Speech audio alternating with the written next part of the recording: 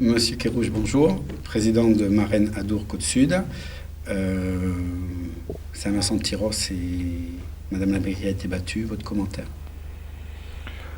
C'est une défaite que je regrette pour Michel Labeyrie, forcément, à titre personnel. Maintenant, les faits sont têtus. Je pense que les Tyrossais se sont prononcés. Ils se sont prononcés clairement. Donc je ne crois pas qu'il y ait beaucoup de commentaires de plus à faire sur cette situation. Il y a une nouvelle majorité claire qui s'est exprimée en faveur d'un changement pour Tyrosse. Voilà, et c'est comme ça. Je dirais que ça vient compléter le premier tour où Segor et Senior, ça avait aussi changé. Donc il y a une évolution du choix des gens de Max. Alors, je pense qu'il faut séparer des perspectives qui sont des perspectives politiques d'autres perspectives. Ce qui est clair, c'est que dans les faits, les communes de Seignos et d'Hossegor, au moment d'élections qui sont des élections nationales, ont une perspective qui est relativement plus ou moins marquée, mais assez marquée à droite, et d'une certaine façon, le vote municipal rentre en résonance avec une perspective nationale. En revanche, pour Tyrosse, c'est un petit peu plus difficile à comprendre, dans la mesure où c'est pas vraiment le cas. Donc, il semblerait qu'il y ait eu un vote particulier qui se soit exprimé au moment des élections municipales. Est-ce que une des grosses analyses hier soir, c'était, on entendait quand même les mots de déroute, de claque. Est-ce que le comportement du gouvernement, tout ça, ça peut être une explication?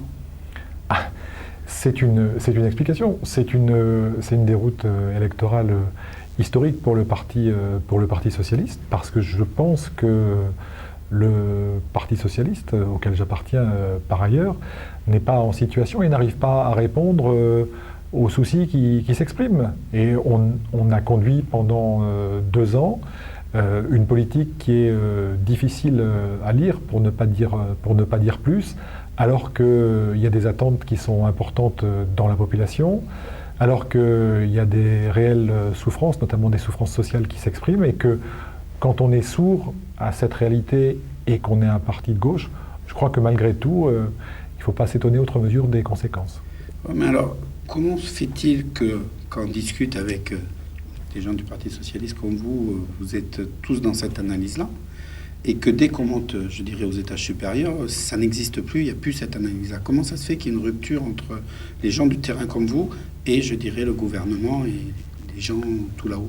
Alors, d'abord, vous n'êtes pas sans savoir qu'il y a plusieurs tendances au sein du parti socialiste, et que là, avec l'état dans lequel on retrouve un petit peu la France en 2012, les choses commencent à être compliquées au départ, et que sans doute on n'arrive pas, encore une fois, à rentrer, à faire écho aux attentes qui sont celles du terrain. Peut-être parce qu'on est pris par des considérations qui sont des considérations uniquement financières.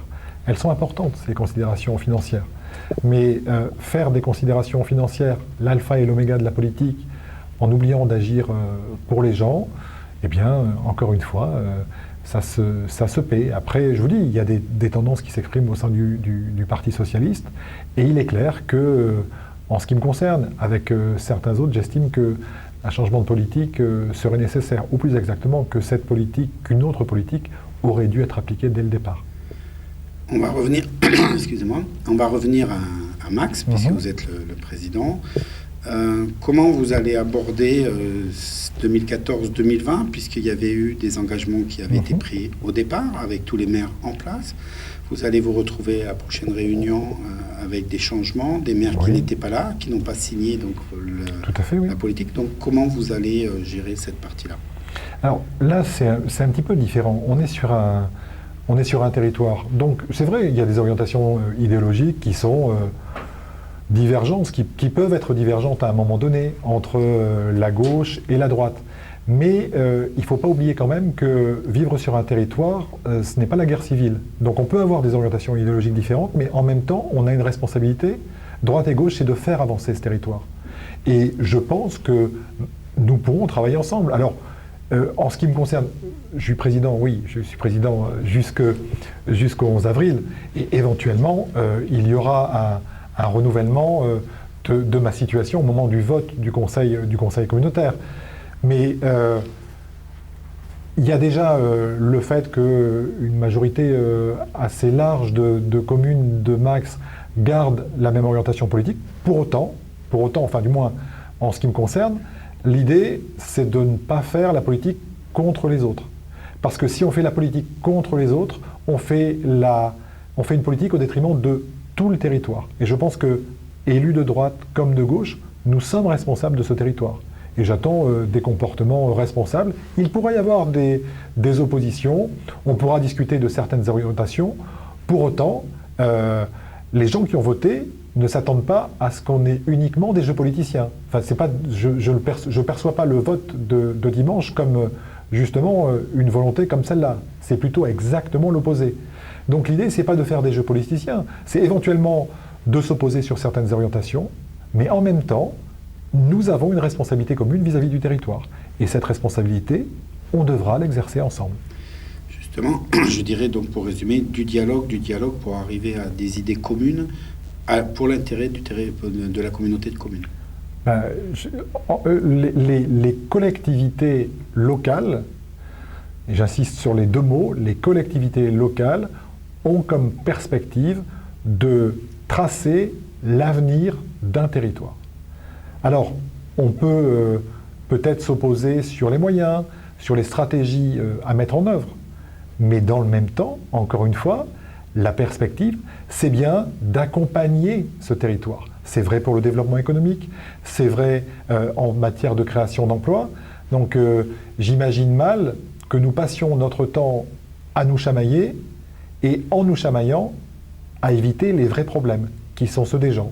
Et moi, je ne m'inscris pas du tout dans cette perspective, je m'inscris dans une perspective de discussion en m'appuyant sur une majorité qui sera solide malgré tout. Un des reproches qu'on a entendus sur le terrain, c'est le manque d'information, le manque de compréhension justement de ce que fait Max. Parce que les gens ne remettent pas en cause Max, mais ils disent on ne sait pas trop ce qui se passe, comment on peut résoudre ou faire pour qu'il y ait justement plus d'informations. La vraie difficulté, c'est qu'on essaye de faire, notamment avec les informations qui sont proposées aussi bien par des supports écrits que par des supports numériques. Manifestement, ça ne suffit pas et il faudra faire plus d'efforts par rapport à ça pour que les gens se rendent compte du fait que l'intercommunalité, au lieu d'être une couche uniquement en ce qui concerne l'imposition, il faut qu'ils se rendent compte que dans chaque commune et pour chacun, il y a des conséquences fortes de l'existence de l'intercommunalité. Mais ça, il faut le matérialiser. Et c'est vrai que là, il va falloir aller plus loin parce que ça a nourri pour certaines campagnes, dans certaines communes, la possibilité de diffuser des informations qui étaient complètement irréalistes quand elles n'étaient pas mensongères. Et que, encore une fois, c'est pas souhaitable d'aller dans cette perspective. Donc c'est aussi à la communauté, peut-être à son président également, de faire plus d'efforts pour faire comprendre ce que nous faisons ensemble. Parce que là, je tiens à ça, nous sommes sans l'étage intercommunal, il faut que les gens se rendent compte que désormais, au niveau local, ça va être de plus en plus difficile d'agir. Vraiment. Et donc que nous avons intérêt à nous rassembler pour agir. Encore faut-il effectivement bien expliquer les apports de l'intercommunalité pour chacun, pour éviter d'avoir des caricatures. Un dernier thème, c'est l'abstention qui n'arrête pas de grossir. Comment on peut analyser le fait que les gens ne soient même pas intéressés et ne veulent même pas se déplacer pour donner une opinion? L'abstention, ça devient un phénomène structurel. C'est-à-dire que là où de temps en temps on avait des petits problèmes d'abstention sur telle ou telle élection, maintenant c'est quelque chose de général dans le temps. Mais s'abstenir, c'est quand même dire quelque chose. Et s'il y a autant de personnes qui s'abstiennent, c'est parce que tout simplement, ils ont l'impression, à tort ou à raison, mais pour eux, à raison, et c'est ça qu'il faut entendre, que de toute façon, ceux qui sont élus ne peuvent pas vous répondre ou ne s'intéressent pas à vous. Et c'est un problème démocratique essentiel. Si vous prenez des décisions et qu'il n'y a plus de participation, ça veut dire que les décisions que vous prenez ne sont plus légitimes. Et là aussi, je crois que c'est une question de responsabilité, mais cette fois-ci de toutes les formations politiques. Quand on voit la qualité du débat politique national et parfois du débat politique local, franchement, si vous n'êtes pas investi dans la politique, ça vous donne parfois envie de pleurer. C'est mon sentiment. Et pourtant, je suis dans l'action politique. Et si vous n'y êtes pas intéressé, on a l'impression que c'est une espèce de jeu de dupes, d'une espèce de théâtre où chacun joue sa partition et où, en fait, l'essentiel, c'est-à-dire la finalité de l'action politique, disparaît complètement. Si on n'arrive pas à renouer ces fils avec les gens qui se disent que de toute façon, qu'ils votent ou qu'ils ne votent pas, ça sera exactement la même chose. Si on n'arrive pas à renouer ça dans le temps, alors oui, on aura des problèmes et notre système, notre fonctionnement démocratique, aussi bien au niveau local et surtout au niveau national, avec une Ve République qui est complètement usée au niveau institutionnel, eh bien, ces difficultés, elles seront grandissantes. Mais encore une fois, même dans une démocratie, le pire n'est jamais sûr. Donc c'est une question de volonté et c'est aussi une question d'action. Et justement, quelles actions on pourrait apporter pour changer ça ? Constater comment on pourrait justement, est-ce que vous avez des pistes ou comment on pourrait faire pour arriver à commencer une action qui puisse faire bouger les choses? Alors, c'est pas avec mes petits bras tout seul que l'idée, c'est que chacun mette une pierre à l'édifice. D'abord, je crois que c'est tout simple, c'est de faire ce qu'on a promis et de s'inscrire dans... de donner du sens à ce qu'on fait dans les orientations politiques. Encore une fois, on peut les discuter, on peut débattre sur ces orientations politiques. Mais néanmoins, il faut qu'on dise aux gens qu'il y a une stratégie, que ce ne sont pas des décisions à la petite semaine, et que on agit pour qu'on ait des résultats. C'est aussi se fixer des limites en tant qu'élu.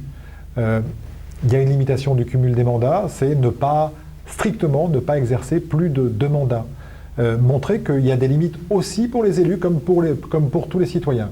Et puis aussi, en politique, c'est savoir s'arrêter. C'est le fait que, à mon sens, un mandat, c'est un mandat, c'est-à-dire quelque chose qui vous est donné dans un laps de temps donné et limité. Et que donc, quand on a fait un certain nombre de ces mandats, il ne faut pas croire qu'on peut s'affranchir des règles du fonctionnement démocratique. Et donc, ne pas tenter de rester dans le temps, tout le temps. Parce qu'un mandat, et on l'a vu à ces élections, un mandat, ce n'est pas une propriété. C'est quelque chose qui vous est donné par les gens qui votent pendant une petite période de temps. Justement, quand on fait l'analyse, c'est un peu tout ça qui ressort. Je ne crois plus dans la vie politique. Ceux qui sont en place, ça dure depuis trop longtemps, donc on ne peut plus rien faire. Est-ce que vous pensez que les élus, tout de suite après les votes, disent on a compris, et puis après on reprend le train-train quotidien? Plusieurs élections ont montré ça, donc comment faire que ce train-train quotidien ne revienne pas? Vu l'ampleur de ce qui s'est passé dimanche, ceux qui n'ont pas compris là, et qui seraient éventuellement encore en place, c'est pas grave pour les gens. Ils comprendront la prochaine fois. Donc on peut ne pas comprendre, mais néanmoins, encore une fois, il y a un souverain, c'est les gens qui votent, même si on peut regretter l'abstention. Et ces gens qui votent, eh bien, ils feront le même coup de balai que celui qui a été reçu pour les forces de gauche dimanche. Donc, bien, ceux qui ne changent pas les pratiques, c'est un problème. Et puis après, c'est un problème de volonté politique au sein des organisations partisanes elles-mêmes. C'est à nous de faire émerger de nouvelles têtes, c'est à nous de proposer d'autres possibilités et de rompre avec des pratiques qui, manifestement, ne font plus sens, d'une part, et ne sont plus recevables par les gens, d'autre part. Donc, prochaines élections, c'est les cantonales et on devrait retrouver ces nouvelles théories. Mais il faut le souhaiter. Maintenant, c'est toujours difficile de faire de la politique fiction. Là, en ce qui concerne le Parti socialiste dans les Landes, il y a beaucoup d'enseignements à tirer de ces élections municipales et on verra pour les autres échéances. Mais d'abord, tenir compte du message qui a été délivré haut et fort, ça serait déjà pas mal. Prochain moment important pour vous, donc prochaine communautaire pour la présidence. Le prochain conseil communautaire, donc, qui aura lieu le 11 avril, il y aura une élection du président ou de la présidente de l'intercommunalité, et puis l'élection des 10 vice-présidents statutaires qui sont un petit peu l'équivalent des adjoints pour les communes. Je vous dis au 11 avril alors. D'accord, pas de problème. Merci. J'y serai.